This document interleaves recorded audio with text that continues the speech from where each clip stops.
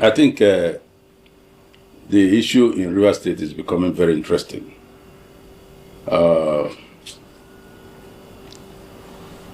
As a starting point, every state house of assembly, and indeed the National Assembly,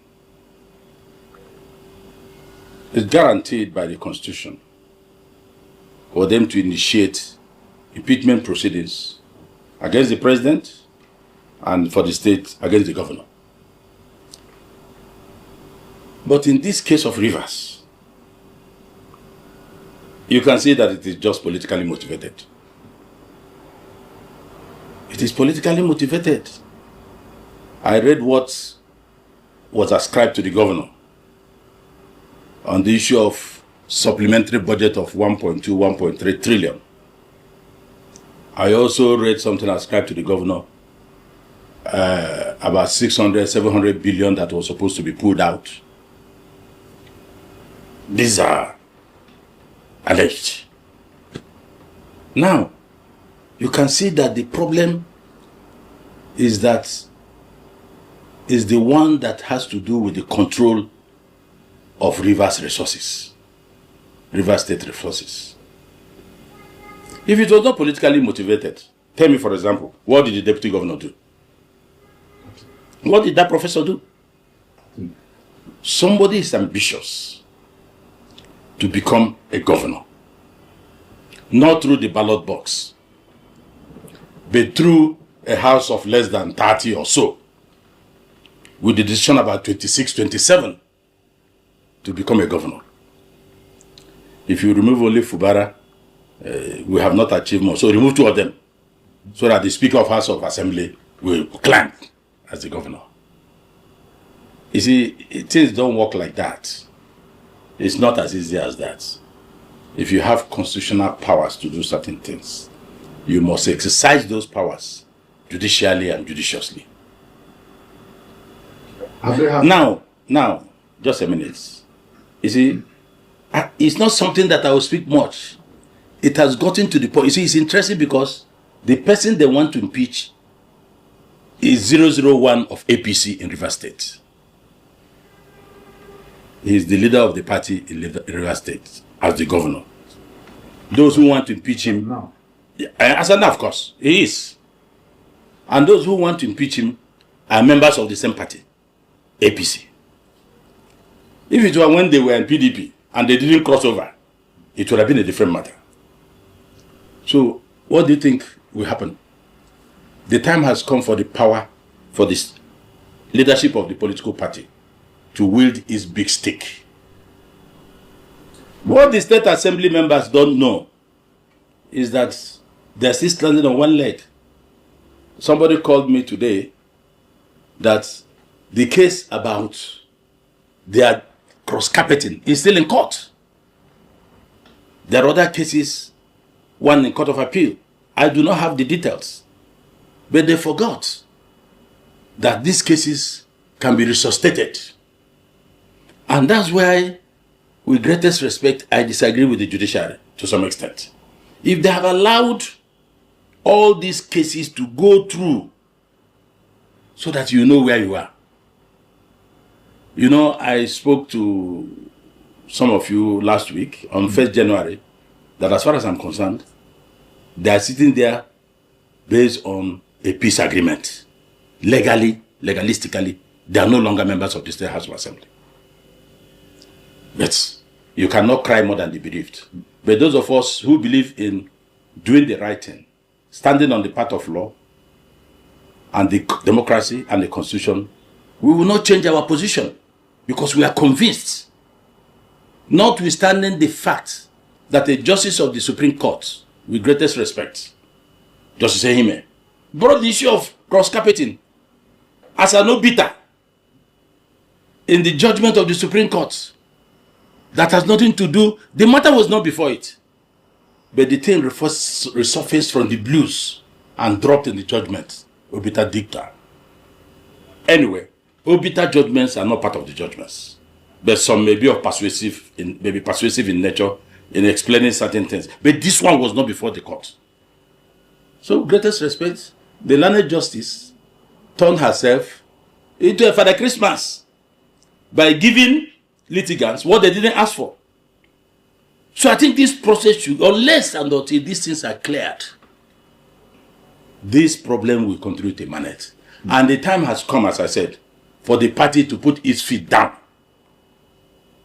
The party must put its feet down and put a stop to this nonsense. They don't want Fubara to drink water and drop the cup. They want the cup to remain with him. And that is the problem. Unless and until he succumbs. No governor of any kind, of any type, will be a puppet to the extent that he cannot exercise any of the powers of a governor. It is not possible. So, it has come to a point that this is like the flies that perch on the scrotum of a man. If you hit the fly hard, you enjoy yourself.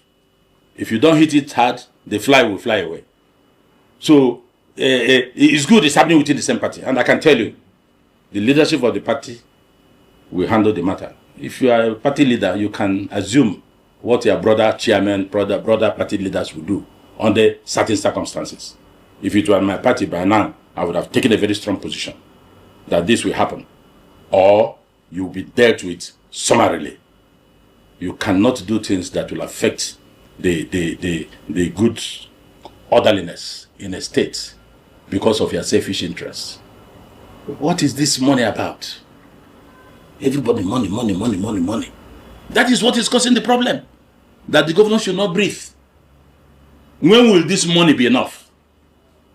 When will this money be enough? They say budget is... If they are talking about budget, so that's not they just left. Budget was reviewed, you got to the National Assembly. And he's still implementing it. And I don't know the grounds that will form gross misconduct. It is left for them to prove it. So if they're written to the governor, the constitution is very clear. If they're written to the governor, okay, governor will respond within 7 days. They go to the chief judge of the federation, CJ, chief judge of the state. He set up a panel. They look at those grounds. And if he collapses there, it collapses. So, but I'm telling you that this is politically motivated. It's not done based on the interest of Rivers people. Rivers people will not support this. They want to keep distracting Fubara. Let him not settle down to work. Keep distracting him. After this one, you see another one. They don't want him to work. Because he has started very well. And he has done very well for the short period of time they allowed him. So the best thing is, make the place ungovernable for him. Let him be thinking all the time. When people are in office, it is easy for you to assess them. We have just had one recently. And people are saying that that is a tip in the iceberg. That is that of a Malani. It's just a tip in the iceberg. Some people in KB are saying, these people did not find everything. So it's the duty of EFCC to go in there now. Yeah, it is his right to be granted bail constitutionally. But I think such a character should have been kept there. I know they have already found other charges that has to do with sponsoring terrorism, which of course they want to continue to keep him. Malami destroyed the legal system in this country as Attorney General of the Federation. He never allowed people to get bail. He never obeyed court orders. He did not at any time believe that he will be out of the office. As the case is now, people when they get to office, they think the condition will be permanent. No condition is permanent. And nothing lasts forever. That is what they don't know. Look at Malami of yesterday. Look at all EFCC put forward that he acquired in 8 years. They have not touched his cash. They should find out. I learned we have also lie dictators in Nigeria. I have read about the lie dictators. It's very effective. They should start putting it on their heads so that they can tell us where everything is. That is the only thing that can save this country. Because if you have foreign currencies, naira, stock all over the country and here, and now this one doesn't mean anything to you if they take all. Okay, they've gotten temporary for future order. okay, let those who have interest in the properties come. They won't come because at the jail they go. These ones will go. And maybe they look for more. This was a man that some of those close to him alleged in Kaduna that could not sign a check of 100,000 naira before he became Attorney General. But look at his words. So why do you wonder why nothing works in Nigeria? Why do you wonder why nothing works? Look at doctors, nurses, they're always on strike. Look at teachers, lecturers, always on strike. Look at the amount of money we are talking about. Something must be done. Something must be done and must be done very quickly. So he got his bail. There is no problem. But it is good for the wind to blow so that people will know that the Reverend Father wears trousers. You know, some people, when they see Reverend Fathers, because the robe is down, they don't know they put on trousers. But when the wind blows, it moves it. They say, he's wearing black trousers. He's wearing white trousers. So, it is good for him to see it. But I'm disappointed that you'll be teaching your children, your wife, how to steal public funds. I'm disappointed as I am here. I'm cautious and careful on what I do because of my children.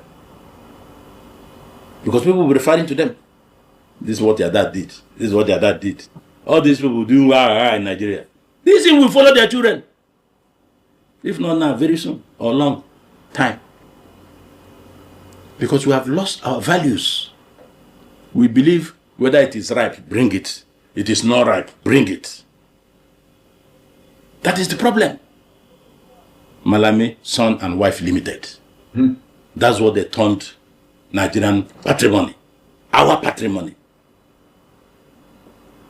So, it's unfortunate. Let's see how the process will go. But to go and attempt to blackmail the chairman of EFCC, Olukayode, is very idiotic of him. Which panel are you talking about? The panel you and President Buhari went on retirement to procure an honest man, Salami, to use his integrity to nail some people in the panel. You mentioned all sorts of names. You alleged that some people were carrying money, some pastors were taking money for Magu in Dubai and all that. Even when the pastor came there, they didn't ask him anything. At the time, he interjected through his lawyer, said, "Are you not coming?" He said, "Did I send you here?" He said, "Yes, you invited me." So, you said Olukayode was indicted in number 9 or whatever, paragraph 9 of indicted on what? A useless panel that was constituted to fight people because you disagree with Magu. You went and brought Bawa, who would do your bidding. Where are those cars that Magu did not dispose of? Both the one by the this day dome, the ones in Wuye, brand new SUVs. Where are those cars? You sold it to who? At what price? Because Magu told you that it's not within your office to do so. So, you succeeded in removing Magu and brought somebody. And the pastor you maligned went to court and he got judgment for about 500 million against EFCC through you and your office. So is that the panel you are referring, you are bringing Olukayode? You don't know Olukayode. He's a decent man. He's a pastor. Decent man. If you open your mouth and talk about him again, God might bend your mouth. Don't talk like that. He's not like you. He doesn't have a character like you. He has integrity. Would that stop him from prosecuting you? The issue, are these properties your own? Did you steal or you did not steal? When you put this thing before people, what you see now, they start looking for where to hold it. Just like a man that is drowning. Was it not you, Malami, that removed Chief Justice of Nigeria through a tribunal? Chief Justice of Nigeria, number 3 man. And you are smiling. I have dealt with him. But this was the man who saved you to become a senior advocate. When your recommendation was turned down due to certain activities and actions as a lawyer. They begged him, he allowed you. He became your first victim. Number 3, citizen. Chief Justice of Nigeria, removed by a Code of Conduct Tribunal. Nigerian lawyers kept quiet. Justices kept quiet. Nobody did anything because it was Buhari. If it was Tinubu that did it now, they will set everywhere on fire. These are the contradictions in this society that makes one angry. Is it the same Malami that is looking for justice? First of all, let them recover the ones we have. Olukoyede, go and look for more. Because they say what you are having is a tip in the iceberg. And go and ask him where he kept his cash. In Dubai, in Morocco, and other places. Go and look for where he kept his cash. That's what they're saying in Kebbi, as alleged. And those also he parked in Nigeria. There are houses here that are full of dollars. Yeah. You could see on the internet, there was one they opened last 2 weeks. The thing has rotten in sacks, dollars. The man may have forgotten it or he's dead. You know, when they steal, they don't tell their wives and children. So when they die, the money is gone. That is the problem. So Malami is not somebody that should be asking for justice, even though the Constitution guarantees him justice. He should drink from the same cup he gave people water to drink. Look at what people are saying about him. And he's a member of, he's a major financier of ADC. He has told them in a meeting, and I can quote it, that this is not the time we come to use Satanas for money.